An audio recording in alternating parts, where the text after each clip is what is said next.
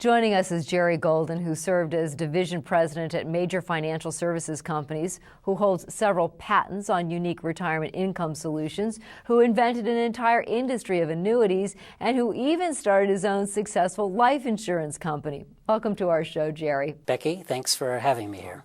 Tell me, what's it all about? Becky, if you read some of the financial magazines, they're talking about the absence of good advice, retirement advice, for the average investor. I understand that you've put together a specific program for the 50% of an individual's financial assets, excluding housing, that are not in a 401k or IRA account. You call these assets personal retirement savings. Remind me, why are these important? Well, first, they're the personal retirement savings, which is assets that are not in a 401k, not in a rollover IRA, represent more than 50% of the financial assets of the average investor. In some cases, they might represent 70 or to 80%. Unfortunately, a lot of individuals don't think of them as being part of their retirement plan, and therefore the strategies they deploy are less than optimal. So we're focused first on these personal retirement savings because we think we can add significant value to those assets and to the individual's retirement plan.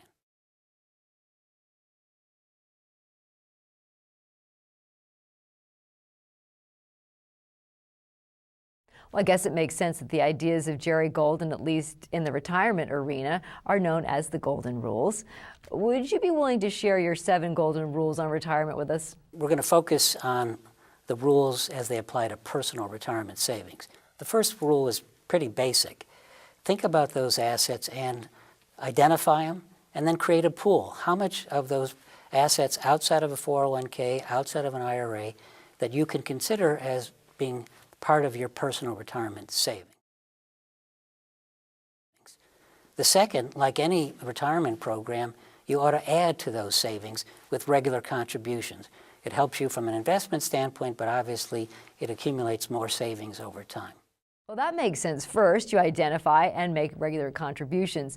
I'm curious, what are you looking for? With regard to these assets, and really with regard to all assets, you should focus on a strategy that's going to maximize your spendable retirement income. It's not about how much money you might have at age 52 or 58. It's how much income those assets can produce in retirement. Jerry, so tell me, how should you invest the money? Well, we're focusing on a plan or strategy that maintains flexibility and liquidity. Because even though we identify these as personal retirement assets, there may be emergencies, there may be situations where you're going to need the money before retirement. We did a study that shows if you can lower your fees by a little less than 1%, you can increase, for an average investor 50 years old, can increase their retirement income by as much as 15%. But you have to invest for the long term, and you should be satisfied generally with market returns, and the lowest cost way of achieving that is through broad stock index funds. Beyond that, if you want to get into the market, you need to go into a diversified portfolio among multiple managers, multiple asset classes, and hopefully pick an asset manager who's got experience in allocating assets among actively managed funds. What's very important we haven't talked about is taxes. Personal retirement savings don't have the benefit of tax deferral that you have in your rollover IRA or your 401k. But there is a way to defer and control taxes with these personal retirement savings, and that's a variable annuity. It's designed specifically for that, but what you need to look at are no-load variable annuities with fees less than 0.5% per year.